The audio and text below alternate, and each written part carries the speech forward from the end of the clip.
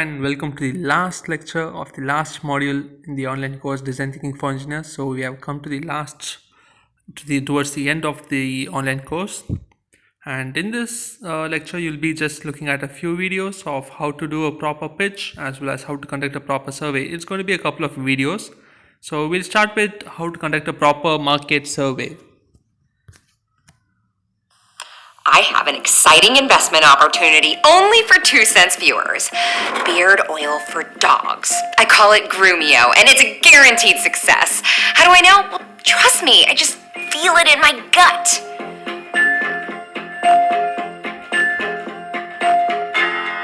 No serious investor will trust their money to your gut. And you shouldn't either. No matter how good you think your idea is, before you mortgage your house or quit your day job, you owe it to yourself to thoroughly investigate its market viability. That is a realistic, data-driven prediction on whether it can succeed in this marketplace. This applies to Fortune 500 companies and handmade soap sellers on Etsy. One way or another, the market will judge your product. Wouldn't you rather hear the verdict before you sink your life savings into it?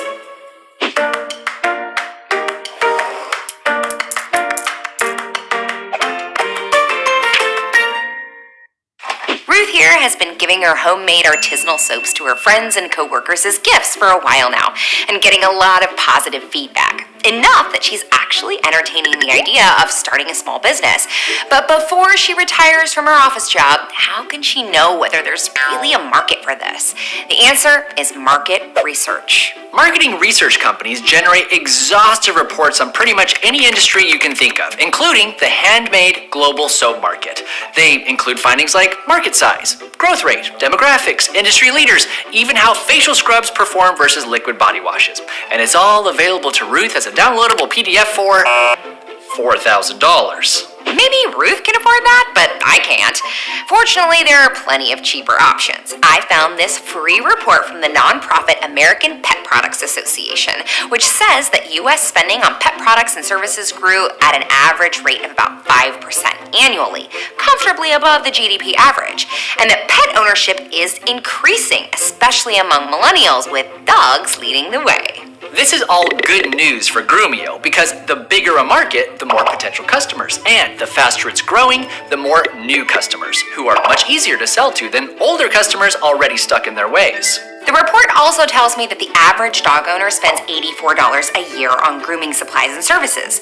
Very useful info as I decide on a price. A major part of market research is analyzing competitors.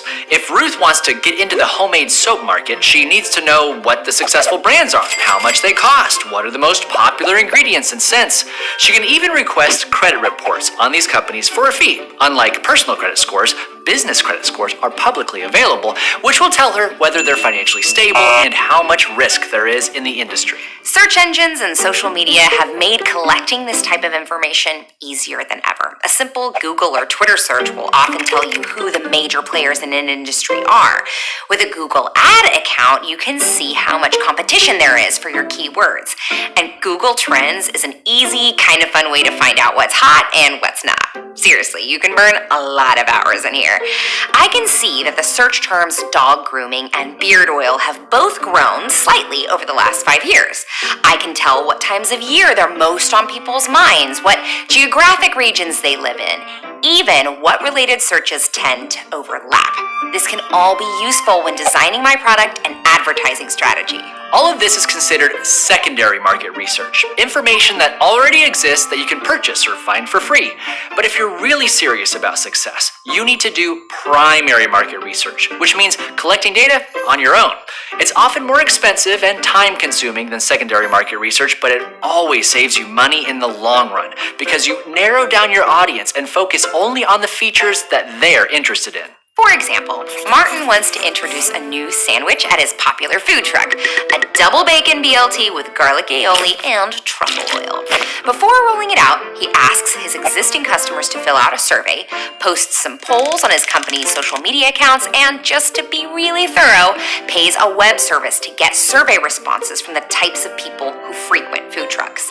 Lo and behold, he finds that people who tend to like bacon don't like truffle oil.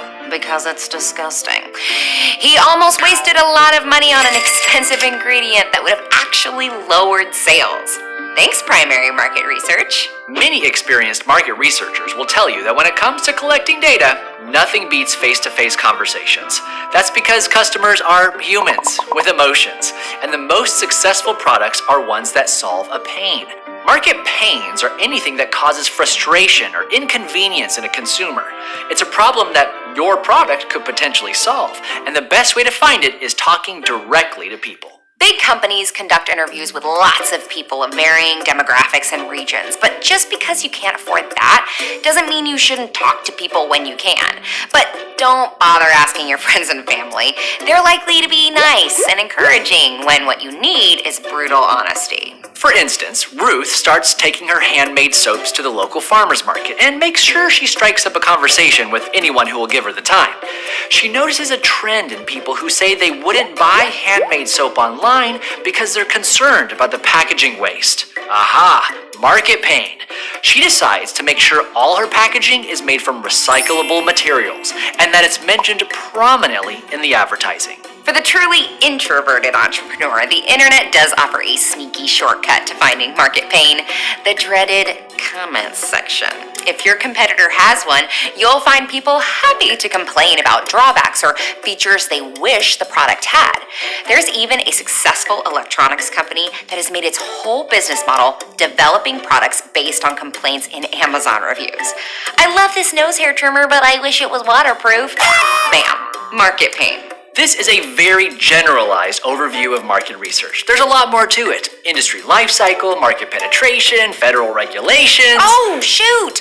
I forgot to check if animal cosmetics require FDA approval. Thankfully, there are a lot of resources out there. The Small Business Administration provides lists of organizations that offer free market reports and can help connect you with a counselor or advisor. But be careful of business coaches who think their job is to just be your cheerleader. While this encouragement is nice, you don't want to be encouraged off a cliff. Oh, the results of my survey are in. The percentage of dog owners who say they'd be interested in Groomio is 4%. Maybe I shouldn't take out that loan just yet. And that's the most important part of market research. Objective honesty. No matter how much you love your idea, if the research tells you otherwise, well, that can be a good thing. It means you just saved yourself a lot of money and effort. And freed up your time to develop an idea that will work. And that's our 2 cents. Thanks to our patrons for keeping 2 cents financially healthy. Click the link in the description if you'd like to support us on Patreon. So that's how you conduct a market research, guys.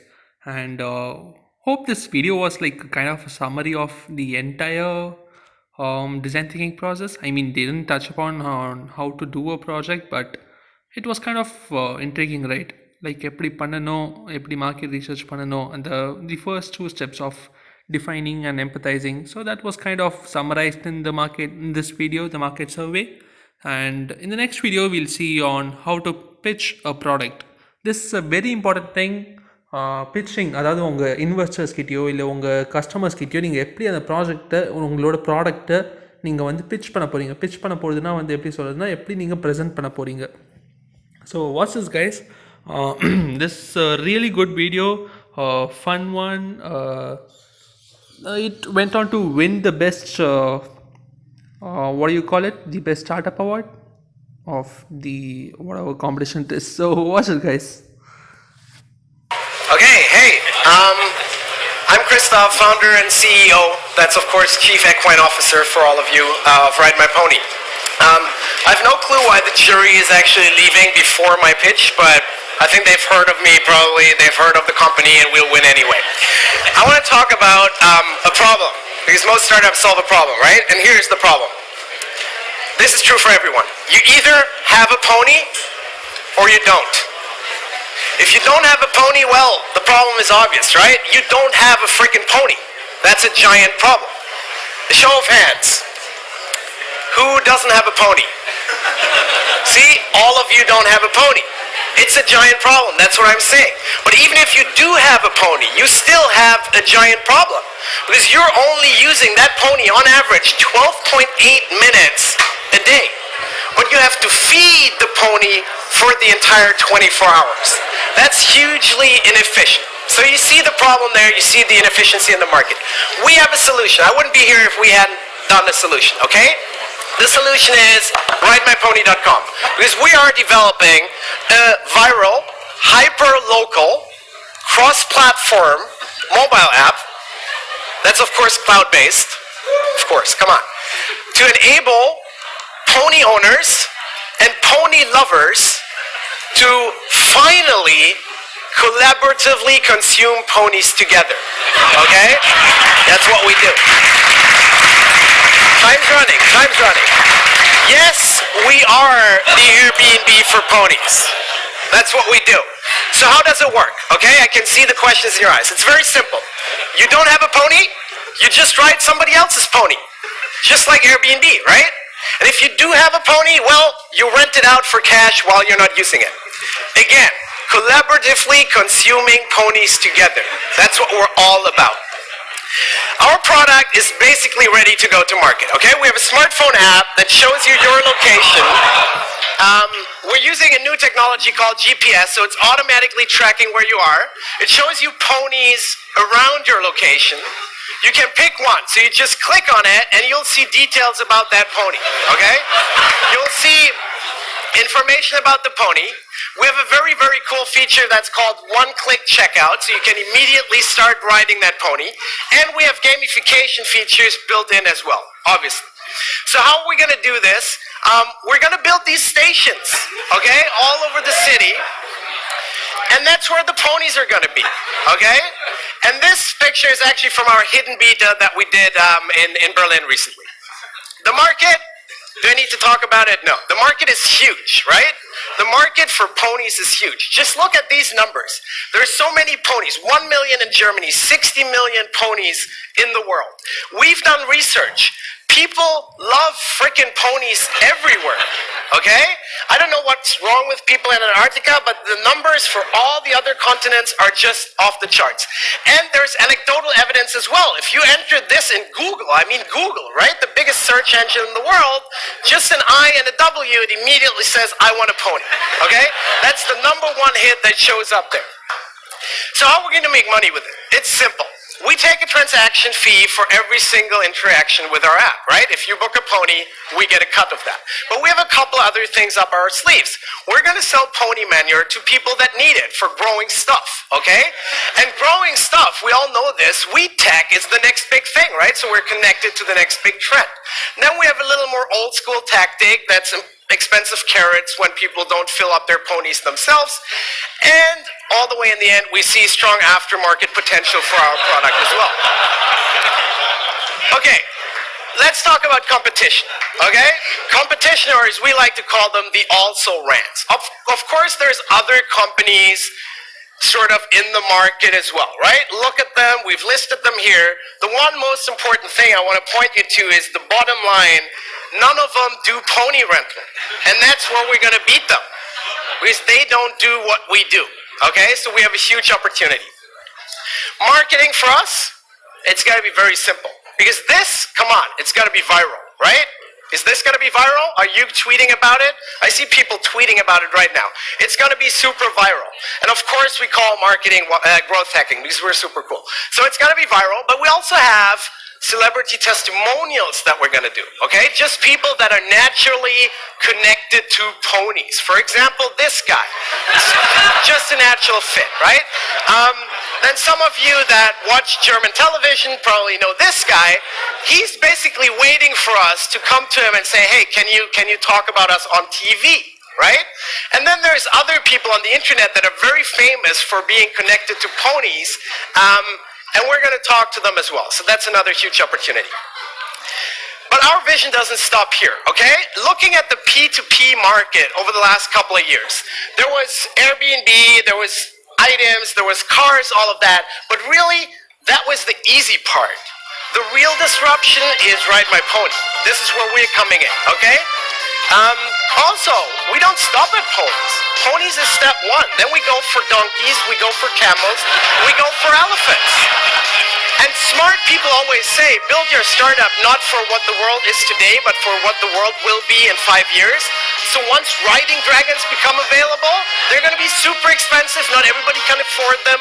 We're going to be the platform where you can rent them. Let's talk about money really quickly, because I have some conservative revenue estimates, okay?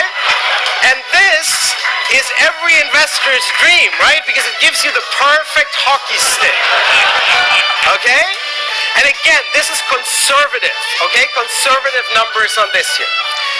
Just to sum up, this is the tech cloud of all the amazing things we do, and with one big one missing, and that is ponies, okay? So that puts it over the top. We're gonna be hugely, hugely successful.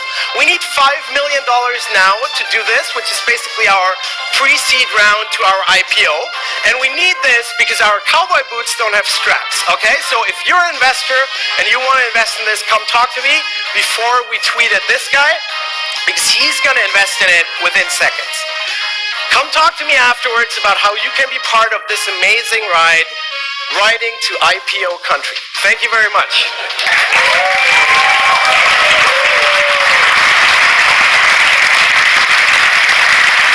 I'm out.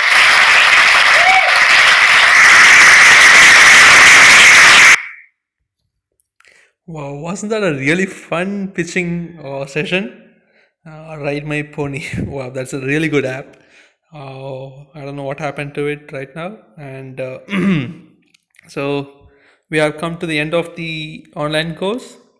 So here are the assignments that you will have to submit: the mind map, the empathizing map, the problem statement, and the ideas to for the relevant problem statement, and selecting the best one and substantiating it why it is the best, as well as to sketch a prototype. It can be a single sketch or a multiple sketches. So these are the 5 things that you have to submit. It can be in the form of a A4 document. You can write and scan it and send, or it can be a Word document, PowerPoint, Excel, whatever it is. It can even be a Canva, a Photoshop thing. It can be anything. So you just need to send it to designersconsortium@rajalakshmi.edu.in. So that's our mail ID. You'll have to send it with the subject of the mail as destiny, and the date you are submitting, and your name. So that is going to be the assignment for you guys. And the people who submit the assignment will be getting a certificate of completion for the course, and the ones who have done a really good job in doing the assignment will get a certificate of merit. So this will be accredited by top institutions as well as government agencies. So don't miss out on this certificate, because it's going to help you a lot in the future. Design thinking is one of the most viral thing that's happening in the industry right now.